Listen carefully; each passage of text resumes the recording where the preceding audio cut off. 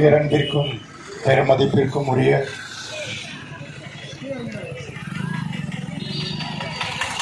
அகில இந்திய ஜனநாயக மக்கள் கட்சி, கிறிஸ்துவ மக்கள் கட்சி, அனைத்து போதகர் பேரவைகள், global Christian church of India synod சார்பாக இந்த கண்டன மற்றும் கவன ஈர்ப்பு ஆர்ப்பாட்டம் நடைபெறுகிறது. எல்லாரும் ஒரு நிமிஷம் எழுந்து கொடுத்திடு. கிறிஸ்தவர்களுக்கு 10.5% கொடுத்திடு. கிறிஸ்தவர்களுக்கு இடஒதுக்கீடு. எஸ்ஆர்ஐ நிறுத்திடு. எஸ்ஐஆரை, அதாவது தமிழக வாக்காளர் பட்டியலில் சிறப்பு சீர்திருத்தம் செய்வதை நிறுத்திடு. போராடுவோம். கிறிஸ்தவனுக்கு உரிமை கிடைக்கும் வரை போராடுவோம். கொடுத்திடு. நிறங்களுக்கு பாதுகாப்பு கொடுத்திடு. புறம்போக்கு நிலத்தில் கட்டப்பட்டுள்ள தேவாலயங்களுக்கு பட்டா கொடுத்திடு. நீக்கிடு. ஷிப்ட் முறையை கூட வருவோம். ஏன் அப்படின்னா நாங்களும் சாய்த்தவர்கள் அல்ல. நாம் மாவட்டம், சிவகங்கை மாவட்டம், ஈரோடு மாவட்டம், திருவண்ணாமலை மாவட்டம், கோவை மாவட்டம், விழுப்புரம் மாவட்டம் போன்ற மாவட்டங்கள் வந்திருக்காங்க. செயலர் வந்திருக்காங்க, மாவட்ட பேரர்கள் வந்திருக்காங்க. எல்லாரும் பேரும் சொன்னா டைம் கிடைக்காது. ஆகினால இங்கு நமக்கு முன்னாக பேசிய கருத்துக்கள், அதன் பிறகு அகில இந்திய பொதுச் செயலாளர்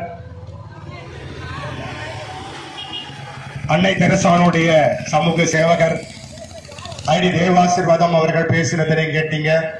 அகில இந்திய பொதுச் செயலாளர் போதகர் ஸ்ரீபர்சன் குமார் அவர்கள் பேசினாங்க.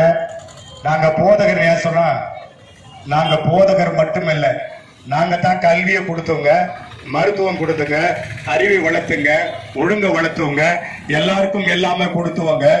ஆனா எங்களுக்கும் குறை ஏற்படும் போது ரோட்டுக்கு போராடவும் நாங்களும் வந்துட்டு இருக்கோம். அங்க கொடுத்ததுல முக்கிய பங்கு வகுத்தாங்க.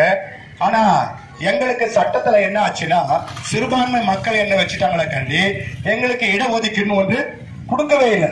தலித் மக்களுக்கு இடஒதுக்கீடு கிடைச்சிச்சு, மற்ற மக்களுக்கு இடஒதுக்கீடு கிடைச்சிச்சு.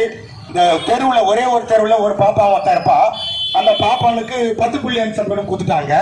ரோடா, வீடா, தெருவா கோயில் கட்டிரும், ஆலயம் கட்டின்னு இந்த மக்களுக்காக உயிரை கொடுத்து மக்களுக்காக உதவி செய்து இலவச கல்யாணம், இலவச உடை, இலவச சோறு, இலவச கல்வி, இலவச மருத்துவம் என்று செய்து கொண்டிருக்கிற இந்த கிறிஸ்தவ மக்களுக்கு என்று ஒரு இடஒதுக்கீடை கொடுக்காம இருக்கிறாயே. கிறிஸ்தவ எஸ்எம் பட்டியலில் சேர்க்க வேண்டும் என்று நாடு முழுவதும் போராடுறாங்க. அந்த பிஸ்ரா கமிஷன் பரிந்துரையை ஏற்று காதல கூட போட்டுக்கல. கல்லடிக்கப்பட்ட சுவர்கள் தனி இடஒதுக்கீட்டை கேட்டு தொடர்ந்து அகில இந்திய ஜனநாயக மக்கள் கட்சி போராடி வருகிறது. மத்திய அரசும் மாநில அரசும் உடனடியாக 10.5% கிறிஸ்தவர்களுக்கான இடஒதுக்கீட்டை கொடுக்க வேண்டும். சிறுபான்மை மற்றும் தனியார் பல்கலைக்கழகம் உருவாக்கும் சட்டத்தை தமிழக அரசு சட்டமன்றத்தில் நிறைவேற்றியது. மீண்டுமாக அந்த சட்ட திருத்தத்தை வாபஸ் பெறக்கூடாது. சிறுபான்மை மற்றும் தனியார் கல்வி நிறுவனங்களுக்கு பல்கலைக்கழகம் உருவாக்குவதற்கு அரசாணை உருவாக்கப்பட வேண்டும். மேலும் குறிப்பாக இப்பொழுது தமிழகத்தில் வாக்காளர் மறுசீரமைப்பு சீர்திருத்த வாக்காளர் பட்டியல் திருத்தம் நடைபெறுகிறது. இந்த வாக்காளர் பட்டியல் திருத்தம் என்பது இப்பொழுது தமிழகத்தில் தேவையில்லை. தமிழக மக்கள் வெளியிடங்களில் பணியாற்றுகிறார்கள். அவர்கள் வைக்கிற கோரிக்கை அடையாள அட்டைகள் திடீரென்று கேட்டால் அது கொடுக்கப்பட முடியாத நிலையில் இருக்கிறது. ஆகினால வட இந்தியர்களை தமிழக வாக்காளர் பட்டியலில் சேர்த்து தமிழர்களை வெளியேற்றுவதற்கு மத்திய அரசு துடித்துக் கொண்டிருக்கிறது. ஆனால் இது தமிழகத்திற்கு ஒரு பெரிய பாதிப்பை உருவாக்குகிறது. ஆகினால் இந்த தேர்தலுக்கு இருக்கின்ற வாக்காளர் பட்டியலை வைத்து செயல்பட வேண்டும்.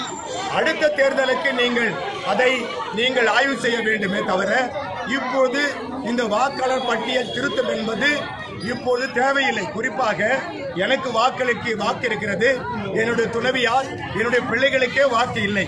இப்போது அதன் அடிப்படையில் ஆதாரங்கள் கொடுக்கப்பட்டு சேர்க்கப்படுகிற நிலைகள் இல்லை. ஆகினால வாக்காளர் மறுதிருத்தத்தில் எங்களுக்கு பாதிப்பை உருவாக்குற நிலைமை இருப்பதால் அதை நிறுத்த வேண்டும்.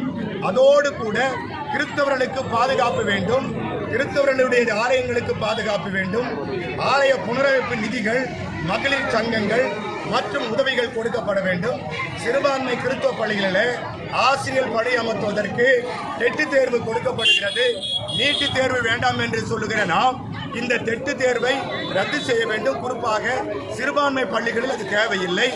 ஆகினால ஆசிரியர் பணி இடங்களை நிரப்பவும், சத்துணவு பணியாளர்கள் இடங்கள் காலியாக உள்ளது, அந்த பணியிடங்களை நிரப்ப அரசாணை கொடுக்கப்பட வேண்டும் என்று அகில இந்திய ஜனநாயக மக்கள் கட்சி சார்பாகவும், கிறிஸ்தவ மக்கள் கட்சி சார்பாகவும், அனைத்து போதகர் ஐக்கிய சார்பாகவும், global Christian church of India synod சார்பாகவும் கேட்டுக்கொள்கிறேன்.